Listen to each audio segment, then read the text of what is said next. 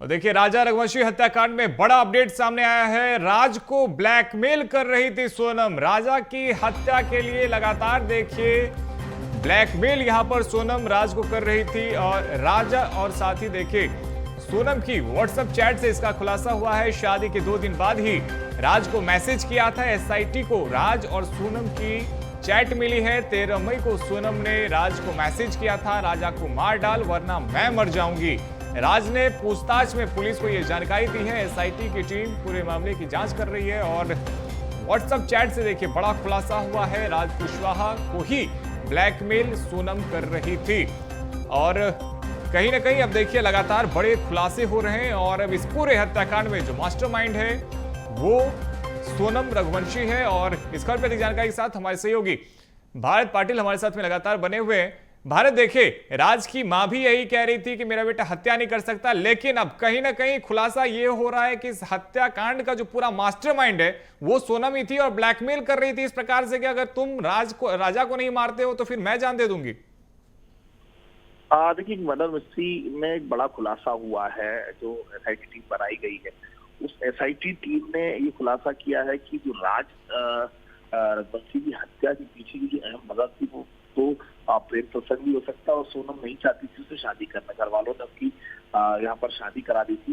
दूसरा, हम देखते आ रहे हैं कि लगातार जो है परत जो है नए खुलासे हो रहे हैं। एसआईटी टीम जो शिलांग पुलिस है उसके द्वारा पूछताछ में ये सामने आया कि एक चैट जो है सोनम की मिली है व्हाट्सएप चैटिंग पर 13 मई को, क्योंकि 11 मई की शादी से 2 दिन बाद ही जो है सोनम ने एक मैसेज किया था राज कुशवाहा को और ये कहा था अगर तुम राजा को नहीं मारोगे तो मैं मर जाऊंगी।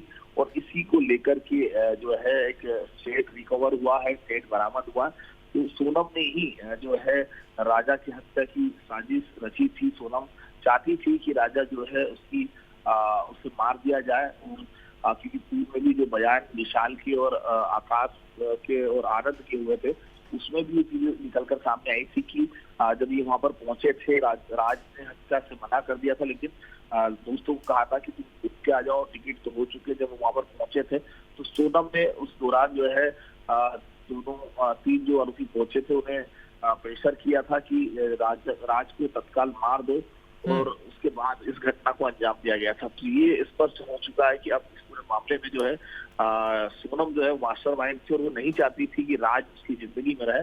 और इसी को लेकर के जो है इस पूरे देखिए इसी से जुड़ा हुआ एक और सवाल है, क्या इस पूरे मामले में राज सेफ खेलने की कोशिश कर रहा था? क्योंकि देखिए उन लोगों के साथ में जो आरोपी हत्या में शामिल हैं उनके साथ में ये हनीमून पर उनके साथ में जाता नहीं है। और कहीं ना कहीं ये भी सुनने में आया कि ये बाकियों को भी कह रहा था कि हत्या मत करो। लेकिन जिस प्रकार से लगातार अब ये भी खुलासे हो रहे कि सोनम के द्वारा कहीं ना कहीं दबाव बनाया जा रहा था, तो कैसे में माना जाए कि राज नहीं चाहता था कि राजा की हत्या की जाए, लेकिन बावजूद सोनम के दबाव के कारण उसे ये करना पड़ा।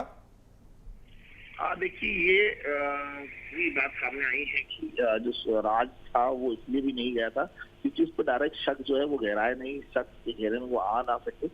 और लोगों को उसका शक ना हो, अगर वो यहाँ पर मौजूद नहीं होता तो कहीं ना कहीं लोगों को शक होता कि जो राज है पूरी कड़ी से जुड़ा हुआ है।